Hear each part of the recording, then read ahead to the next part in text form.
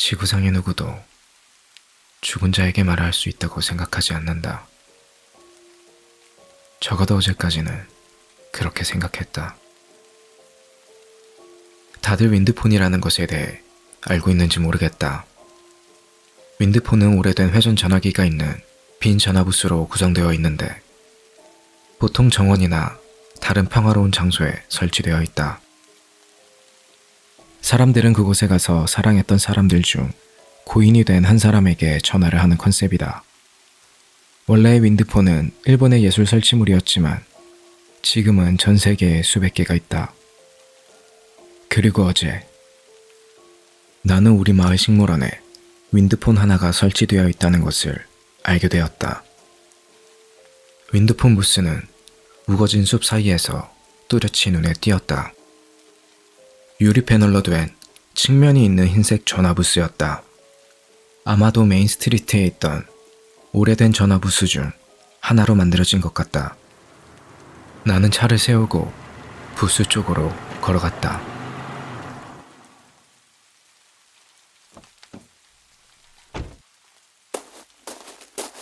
전화 부스의 내부는 평범했다. 금속 선반 위에 종이와 펜이 놓여 있었고 오래된 회전 전화기는 검은 플라스틱으로 만들어져 있었다. 그곳에는 나무 의자가 하나 있었는데 오래되었는지 내가 앉자 크게 삐걱거렸다. 창밖에는 나뭇잎이 날리고 있었고 연못은 잔물결을 일으켰다. 한번 해볼까? 지난 몇 년간 내가 잃은 사람들 중에서 한 사람이 떠올랐다. 밤중에 몇 번이고 그녀는 내 머릿속에 떠올랐다. 사실 아직도 가끔 그녀의 꿈을 꾸곤 한다. 마치 그녀가 나를 괴롭히는 것 같았다. 벌써 10년이 지났지만 그녀는 여전히 내 머릿속에 살고 있었다. 고민 끝에 나는 수화기를 들어 올렸다. 베일리, 근데 이거 막상 말하려고 하니까 너무 어색하네. 무슨 말을 해야 할지 몰라서 어색했다. 그럼 그날 이후 어떻게 지내고 있는지 말하는 걸로 시작할게. 나는 조심스레 말을 꺼냈다. 그날 어떻게 됐었냐면 산 아래쪽에서 금속 파편이랑 피가 섞여. 순간 나는 말을 멈춘 후 화제를 돌렸다. 나 결국 미술학이 땄어. 근데 그림 쪽이 아니라 조각 쪽에서 땄어. 이상하지? 근데 조각이 그림을 그리는 것보다 훨씬 재밌더라고. 역시나 수학이 너머로 아무런 대답은 들려오지 않았다. 그리고 작년에 클로이랑 결혼하게 됐어. 그런 후 이전에 있었던 일을 회상하면서 이야기를 이어나갔다. 근데 말하다 보니까 예전에 우리 자주 같이 다녔던 곳 생각난다. 혹시 하이포인트 공원 바위 아직도 기억해? 그 바위 위로 올라가서 보면 마을 전체가 한눈에 들어왔잖아. 왜 우리 거기서 종종 차랑 사람들 지나다니는 거 보면서 몇 시간 동안 멍 때리면서 앉아 있었잖아.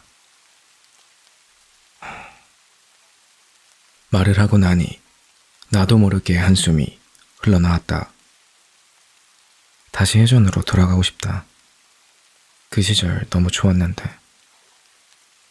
이 말을 뱉고 나니 마음 한켠이 다시 무거워졌다. 그러고는 수화기를 내려놓으려고 하는데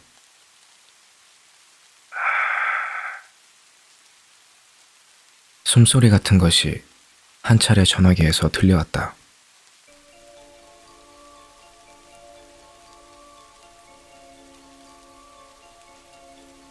순간 심장이 덜컥 내려앉는 느낌이었다.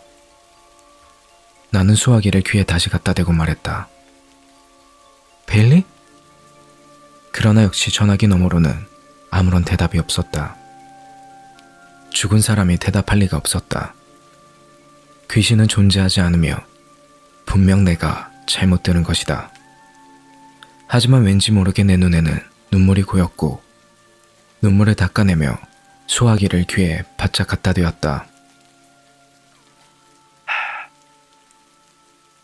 희미하게 작은 소리가 들렸다. 하지만 워낙 작은 소리였기 때문에 나는 수화기를 귀가 아플 정도로 귀에 밀착시켰다. 연결이 잘 안 되는 것처럼 들렸지만 거기 분명 누군가가 있었다. 듣기 위해 숨까지 참았다. 있는 힘을 다해 듣고 있자니 가슴이 두근거리는 소리까지 들렸다. 정말 그녀의 목소리였을까? 어쩌면 위저보드가 죽은 사람들에게 말을 걸게 해주거나 사랑하는 사람의 무덤을 방문하는 사람들이 가끔 고인의 속삭이는 소리를 듣는다는 말이 사실이라면 어쩌면 베일리가 잠시 동안 전화기 너머 다른 쪽에 있을 수도 있을 것이다. 수화기 너머로 또 한 차례 목소리가 들려왔다.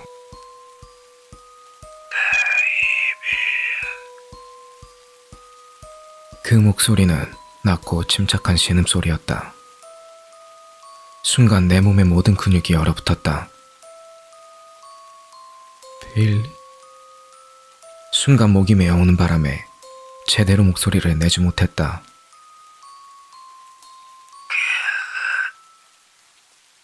그리고 침묵.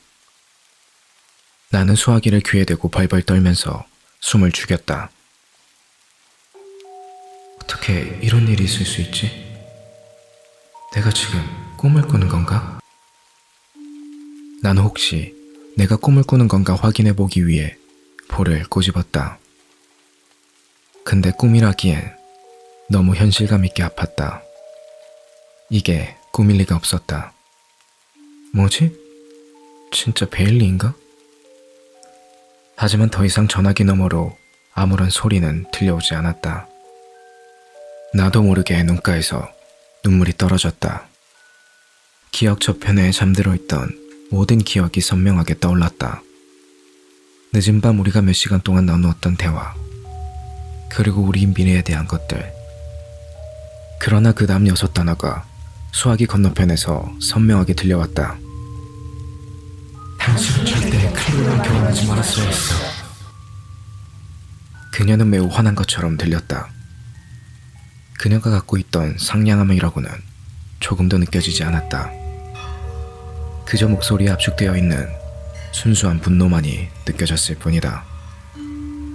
그녀의 말을 들은 나는 온몸이 차가워지는 것이 느껴졌다. 하마터면 수화기가 내 손에서 미끄러질 뻔했다. 베일리 맞지? 너 베일리 지금 무슨 말을 하는 거야?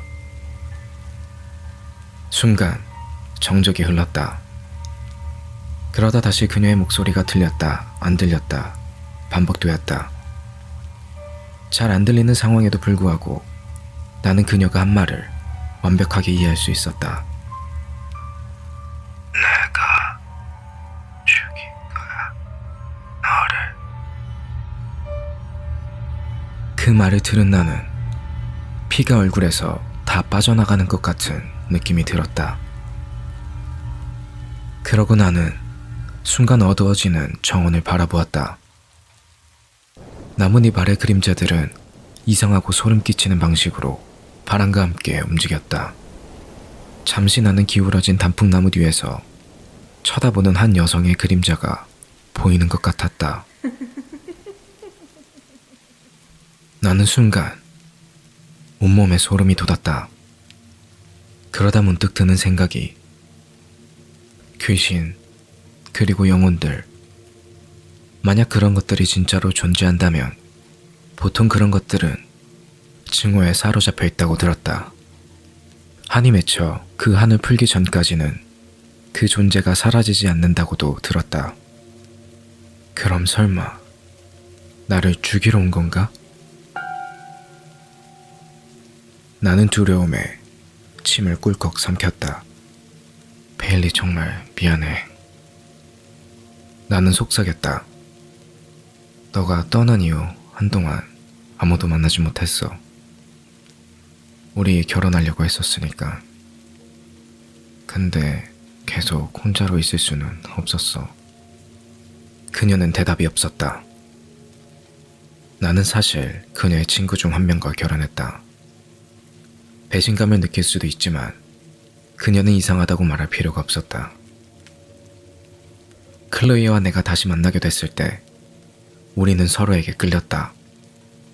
그녀는 나와 함께 있고 싶어 했고 결혼하기 원했다. 그렇게 나는 그녀와 사랑에 빠졌다. 베일리.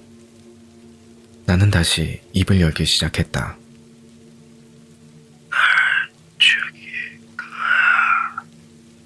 그녀는 반복해서 말했다.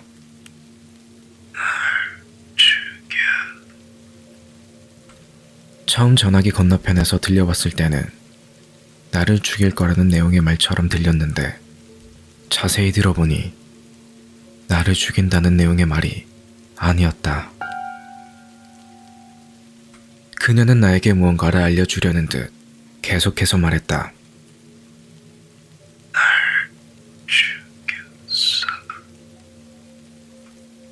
어? 죽였다고? 무슨 말이야, 베일리? 누군가가 베일리를 죽였다고? 온몸에 털이 쭉 뼈서는 느낌이 들었다.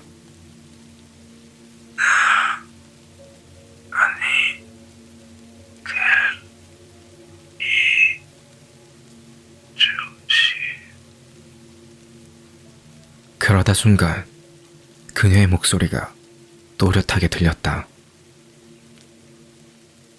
클로이가 날 죽였어요. 조심해요. 그 말을 들은 나는 수화기를 떨어뜨렸다.